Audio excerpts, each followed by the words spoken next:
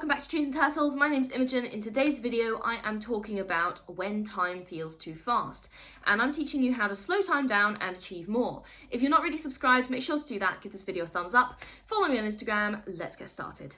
So, we often feel that time is going too fast, and it's true that in general our time is very limited. We're always rushing to meet deadlines, and there's a general sense that there aren't enough hours in the day, and that life is just too short. And really, life is actually incredibly short. So here's how to slow time down and achieve more. Now, obviously, disclaimer, you can't slow time down per se. If I could slow time down, I would be extremely rich. But you can't speed it up either.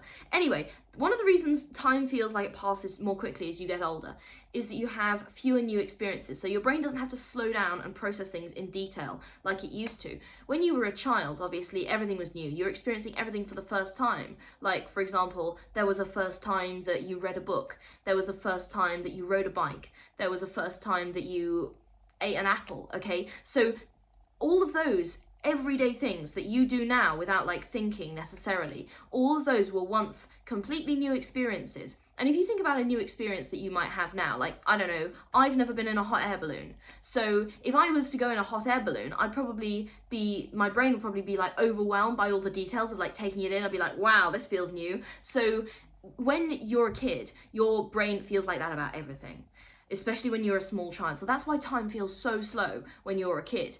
And your brain has to slow down and process things in detail. So one of the most important things that you can do if you want to slow down your perception of time is to constantly seek new experiences. Again, I've talked about this before, but it does make sense in the context of this video. Not only does this make your life more interesting, but it can make time feel slower and less rushed. So this can be as simple as like going to a new cafe, taking a new route home from work, you know, going and trying some kind of sport that you've always wanted to try, or making a new kind of art, okay? So there is an almost inexhaustible well of new experiences out there in the world for you to experience. So you don't have to just stay in your little routine all the time, although you will know I am a huge advocate for routine. I am also a huge advocate for exploration and new experiences and variety, okay? So making sure that you have enough variety and experiences in your life is a really good way to slow time down. Learning new skills is important both for your productivity and for making time feel slower. Have you noticed that when you're studying and you're studying something new, time feels like it really drags on? And that's partly because it's kind of boring. But introducing novel skills to your brain makes time feel slower, and it also makes you a more competent person. When you are, I mean, this may not be the type of time to feel slower that you want necessarily, but it does make time feel slower, so it comes into the video. When you're learning something new, firstly, you're upskilling, you're becoming a more competent person, you're becoming more interesting, you're becoming more intellectually capable or practically capable, depending on the skill that you're learning. But also, you are going to have to like absorb a lot of new information, and again, it's a new experience. Your brain is like, whoa, slow down, hold on, we don't know what this is, let's take our time to find out what this is and what this is all about. So learning new skills is important for both your productivity and for making time feel slower. Right, number 3, be intentional with how you spend your time. We often waste a lot of time doing things that we don't really remember and which aren't really meaningful. The amount of time I've wasted just scrolling online is terrible. And if I had a total figure, I would put it on the screen now, but I literally don't even have a total figure. I don't even want to think about how much time it's been. Like, I don't think I even remember, okay? So once you understand the value of time and its finite nature, you start planning how to actually use it in a meaningful way. And you'll realise you have more time than you think. You're just spending it on things that don't matter. So be intentional with how you spend your time. And this is really important because once you realise that you're spending a lot of time on things that don't matter, suddenly you have a lot more time because you've cut out those bad habits. Now, obviously, yes, it takes time to cut out those bad habits, but awareness is the first step. So be intentional with how you spend your time. Right, number 4, focus fully on the task at hand. When you focus on a task, time naturally feels a bit slower because it takes energy to focus, and maybe you're a little bit bored, or you have to put in effort. And yeah, nobody likes that, but this is a productivity channel, so what do you expect me to tell you? Anyway, focus on one task at a time. If you're constantly switching between tasks, then your brain has to take energy to focus refocus on each task. This is called context switching. So focus fully on the task at hand, and once you get into that sense of deep focus, you will naturally feel that time is slowed down a bit more, because again, you're probably learning new information, your brain is probably focusing and working quite hard. So focus fully on the task at hand. Again, takes practice, but it is quite simple. Not easy, simple. Be mindful of what you actually want to do and what you don't want to do. Learn to structure your life around the important things and things that you actually want to do. Now, obviously, to an extent, being an adult and being a responsible person and being productive comes with doing things that you don't want to do some of the time. But ultimately, everything should be working towards your overall goals. A good example of this was my degree. Like, I absolutely had, now this is an overused word, but I had a real passion for my subject, and I really wanted to get that degree.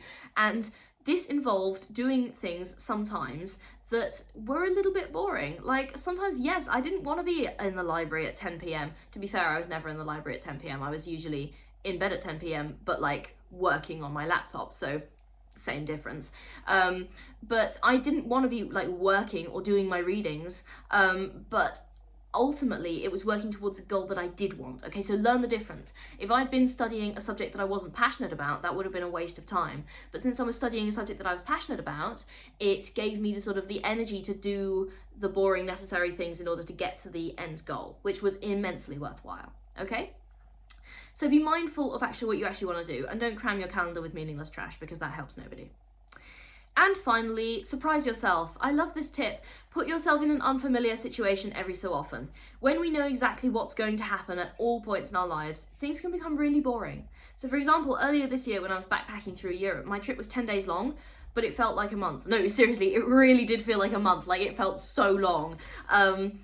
Partly because of the unpredictability of the experience. Like, every single thing I saw on that trip was new. Like, all of those countries that I went to, I'd not been to any of them before. Except, I mean, I did transit through France, but that was for like 6 hours, and I'd been there before. But like, the majority, and I wasn't like visiting France, all of the places that I went to visit were completely new to me, and I'd never been there before. So every single thing I saw at every single second on that trip was new, and that slowed down time immensely.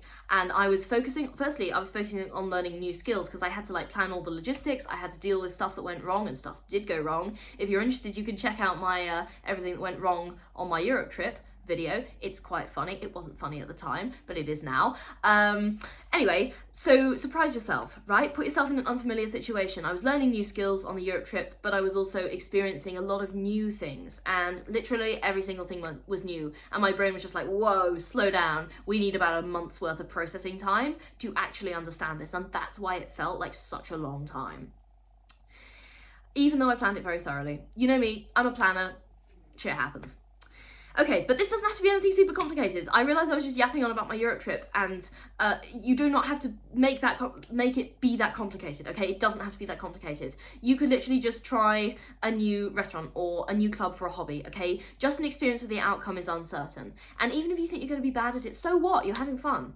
Like, literally, so what? Okay, you might try a pottery class, and your first attempt at pottery might be a disaster. Like, you might drop it on the floor, or it might break when you bake it, or you might paint it and the paint turns out the wrong colour because you didn't take into account the drying time, okay? So, or the drying, like, process, right? So it doesn't matter, because you're trying out a new experience, and your brain is like, oh, this is a new skill, this is fun, okay? This is a new hobby. So it doesn't matter if it sucks, because you had fun.